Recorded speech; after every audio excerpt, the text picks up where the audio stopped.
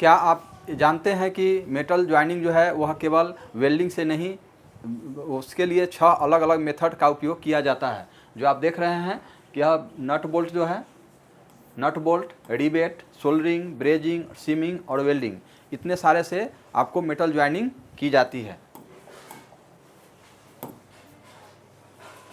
Nut bolt देखिए, नट bolt जो है, नट बोल्ट टेम्पोररी ज्वाइंट है, टेम्पोररी ज्वाइंट है, यह रीयूजेबल है, यानी फिर से इसको खोल करके फिर से इसको यूज कर सकते हैं। ईजी यह असेंबल होता है और डिसेंबल होता है, यानी ईजी इसको खोलेंगे, ईजी कस लेंगे, फिर से इसको यूज कर लेंगे।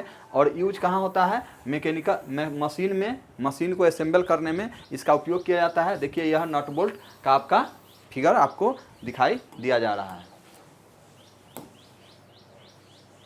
रिवेटिंग है, रिवेटिंग देख लीजिए, रिवेटिंग, यह रिवेट है, यह रिवेट है जो आप तरह तरह के रिवेट आपको यहाँ पर दिखाया गया है। रिवेटिंग होता है जो परमानेंट ज्वाइंट है। रिवेटिंग क्या है? परमानेंट ज्वाइंट है, इसको आपको आसानी से खोल नहीं सकते हैं, जब खोलेंगे तो वह टूट फूट सकता है।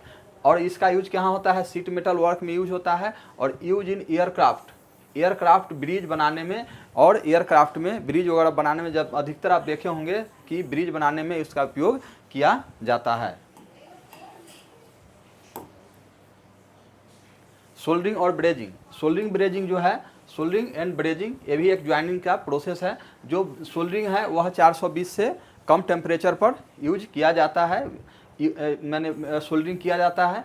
यूज कहाँ होता है? इलेक्ट्रॉनिक्स में, जितना भी इलेक्ट्रॉनिक्स का आइटम होगा उसमें आपको इसका यूज देखने को मिलेगा। बेस मेटल इसमें नहीं पिघलता है, बेस मेटल जो है पिघलता नहीं है। इसमें एक फिलर वायर एलॉय जिसे सोल्डर कहते हैं यूज किया जाता है। वह कौन सी का बना होता है? लीड और टीन का बना होता है, ठीक है। ये भी एक परमानेंट ज्वाइंट होगा, क्योंकि यह भी आसानी से खुलता नहीं, और खुलेगा भी तो वह टूट फूट जरूर होगा।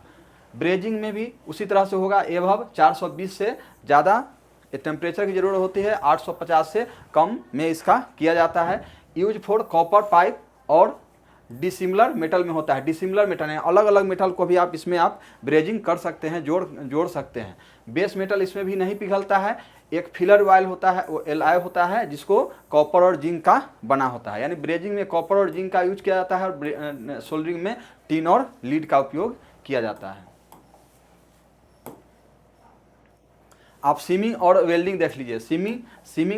सीमिंग हो गया और वेल्डिंग हो गया। तो सीमिंग आप देख रहे हैं, इस तरह से आप चदरा वगैरह बनता है, जो आपको बक्सा पेटी बनता है, इसमें यूज किया जाता है। यह सीमिंग जो है मैकेनिकल लॉकिंग प्रोसेस, यानी मशीन से इसको लॉक किया जाता है, ठीक है। इसको भी आप आसानी से खोलिएगा तो यह उसका किनारा जो है टूट फूट सकता है, इसलिए ये भी परमानेंट ज्वाइंट है।